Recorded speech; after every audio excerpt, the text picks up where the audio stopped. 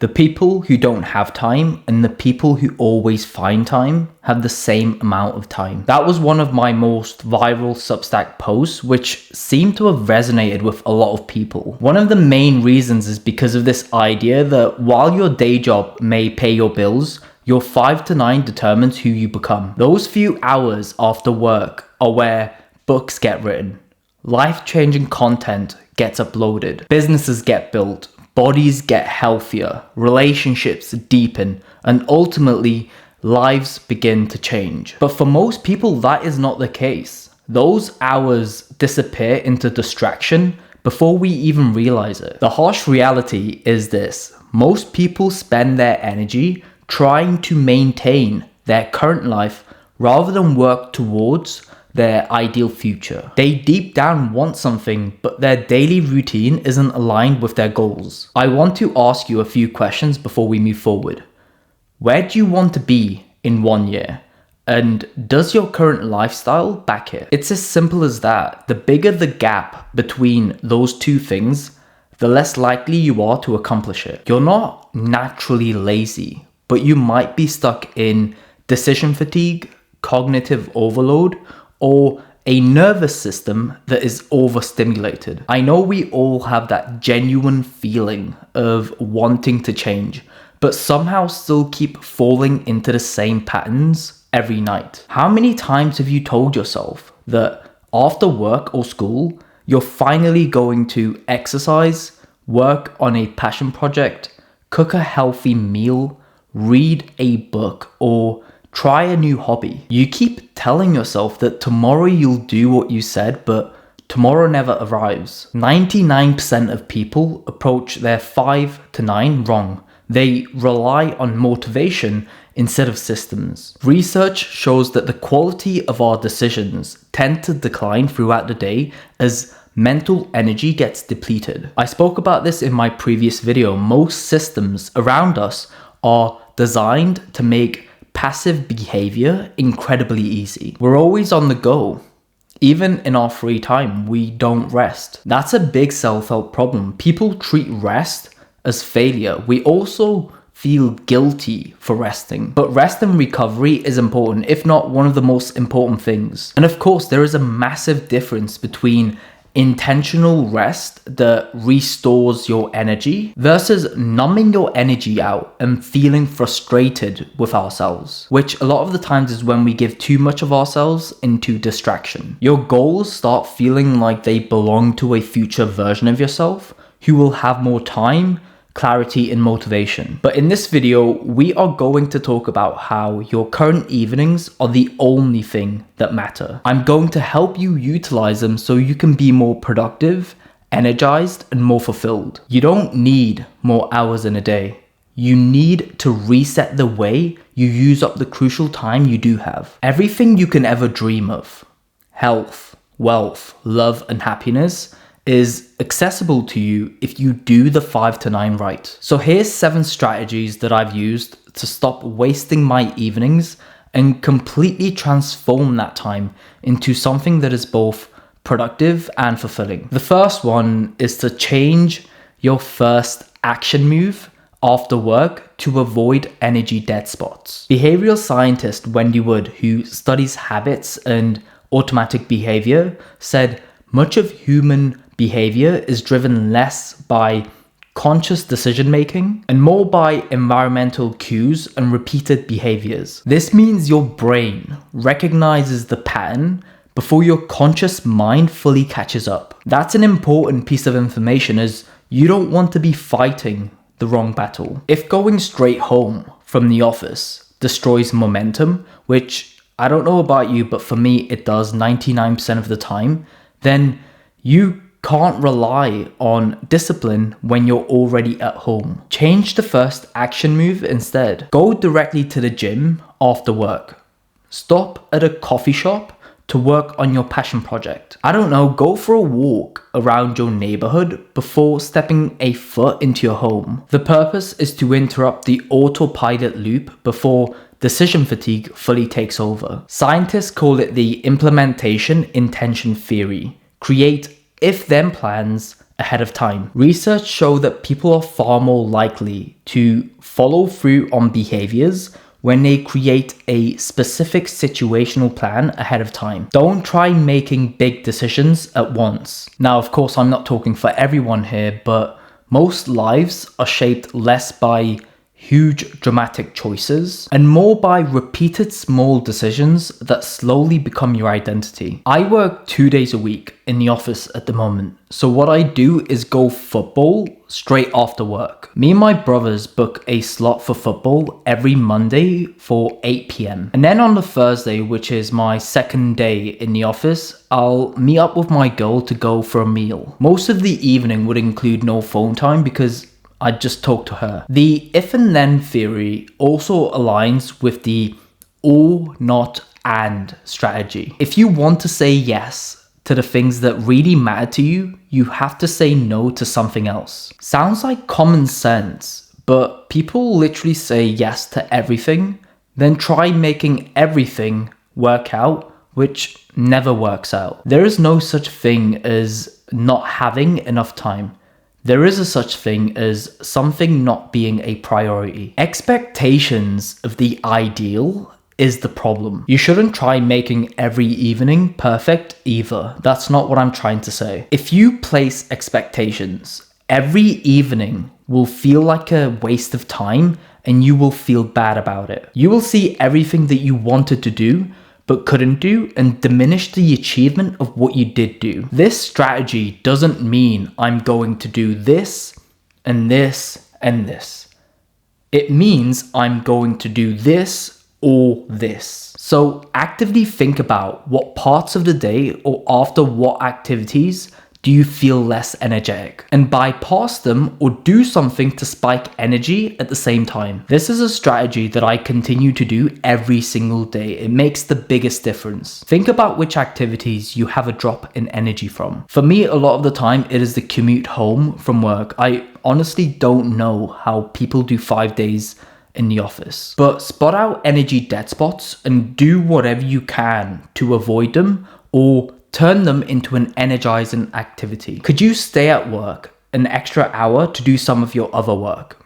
Could you fit in a workout? It might be inconvenient, I get it, but is it as inconvenient as feeling tired every single evening for the rest of your life? The second is to batch small tasks, cut the tiredness cycle, and calibrate your natural energy levels. Chores and mundane tasks don't seem overwhelming on their own, but together they eat hours of your evening before you ever get to the thing that you actually care about. So do everything in one block instead of scattering it all throughout the week. Pick a time for everything and stick to it. You don't have to be perfect with this. I write and record in the mornings. I can rarely ever do it after 12 p.m. I work out when everything settles down around 4 p.m. I read or meditate at nighttime to wind down. I hate the idea of there's no free time. In 2024, I quit my job and moved to Malaysia. I thought that I had no free time with my day job,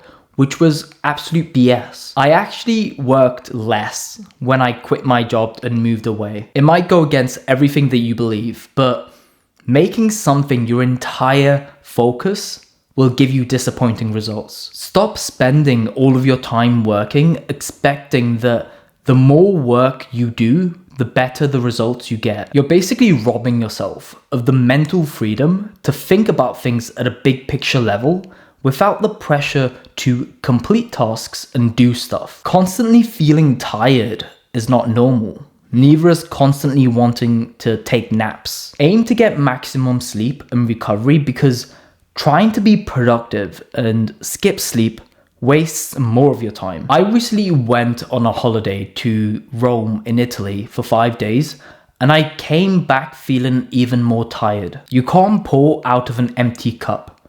If you want to be productive in the evenings, do you even have the energy to be productive in the evenings? Try experimenting. Look at your current daily schedule.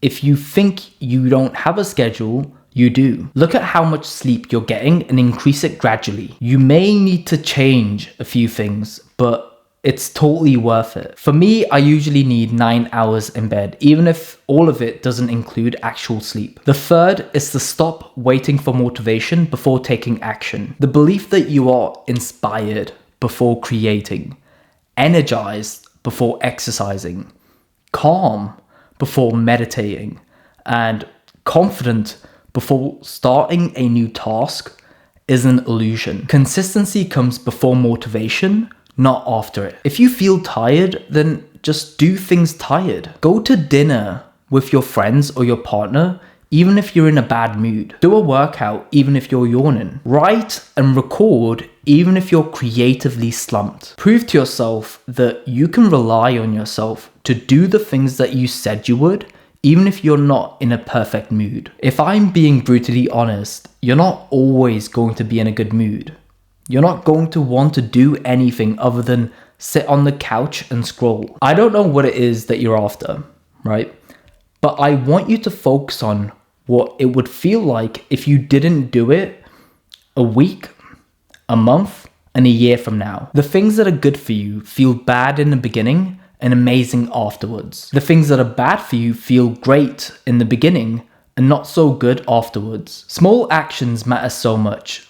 They seem insignificant in isolation, but over time, it is evidence of who you are. Your future is shaped by what you repeatedly do when no one is watching. Strategy number 4, treat your energy like a generator, not a battery. Just think about how a battery works. It starts 100% charged, and as the day goes on, it reduces. The more you run it, the more it gets drained. This is how people see themselves. The more you do, the more you think, the more you get drained. Make the switch.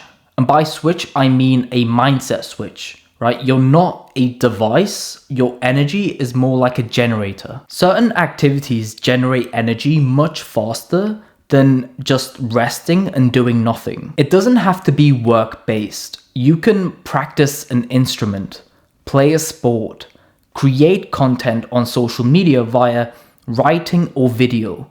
Just have a hobby. Believe it or not, doing this is the solution to your energy problem. Here are a few rules for it. The first is that it has to be a physical activity. For example, I have a workout around 4 p.m. The second option is that it is cognitively effortful. For example, solving a puzzle. And if I take this route, I normally work on my projects, which include creating products for social media. Dedicate some time exploring which activity brings you fulfillment and energy. Spending 30 minutes in the evening learning something new and interesting can really stack up meaningful skills. And just a quick shameless plug, if you're interested in business and mindset, content and marketing, and spirituality and consciousness, and you would like to get information from me much faster, I'd highly recommend my weekly newsletter. They are emails from myself of the most important stuff that I wish I knew when starting out, not only on social media, but life itself. It includes interesting perspectives with actionable takeaways. Totally free to join, link in the description below. Strategy number 5, don't reinvent your entire life overnight. Have one meaningful goal instead. You can't do everything at once. You can't come back home from work and meditate, exercise, read, write, spend time with your loved ones, and still get 8 hours of sleep. It's a joke if you believe you can. When you overset your goals, you end up feeling guilty and unproductive when you don't get it all done. It's dangerous because you create a psychological loop where your life is now associated with inadequacy instead of fulfillment. So try winning the week instead, not the day. Look at how nature works and learn from it. Everything comes in seasons. Priorities are important, like we mentioned earlier on in the video, because that's personal. Your priorities are your perspective. It says a lot about you. Some seasons are about new ideas and fresh growth. Some are about joy and experience. Others are about just hibernating and protecting yourself. A balanced life repeated consistently is where real progress is made. I'd highly recommend a wind down routine. If you don't, not only do you sacrifice the quality of sleep, but when you get to sleep, due to procrastination, you cut down on the amount of rest you get. You wake up tired and spend your evenings tired. You have no energy to do anything and the cycle just repeats. I resisted winding down for the longest time because I always wanted to do more. But once I started implementing it, I started feeling much more refreshed the next morning. Have a 30-minute wind down routine. Here are the rules. Duration, it has to be 30 minutes. Absolutely no screen time. And it requires that you do something that slows down your thoughts. That can be meditation, gratitude journaling, or reading. I always tend to read or meditate. If you do this, you actually go to bed feeling like you want to sleep. Strategy 6, build evenings that give energy back. Humans gain energy back in the long run when we are pouring ourselves into activities that truly fulfill us. We all want to connect intentionally to something that is building us to a better future. I love talking with my audience after work, replying to DMs on Instagram or Substack. I see it as my own community. That is who I help.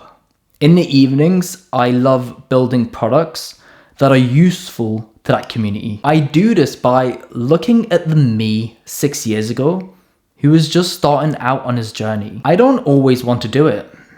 Of course I don't. I'm human. I have different desires at different times. But the trick I use is to write down and journal the feeling I have after doing it. Next time I don't want to do it, I read that piece of journal to myself. It's not about perfection, but practice and progress. It's about reclaiming autonomy and authority over your own life. And finally, strategy 7, create procrastination space. We're so busy throughout the day and never feel like we have enough time and control that before we sleep, we try exerting some level of control through doom scrolling and procrastination. The control we suppress during the day come back at bedtime as revenge. So give yourself blocks where you can just procrastinate. 5-minute blocks where there is no pressure and you can do whatever you want. This will remove that feeling of trying to reclaim lost control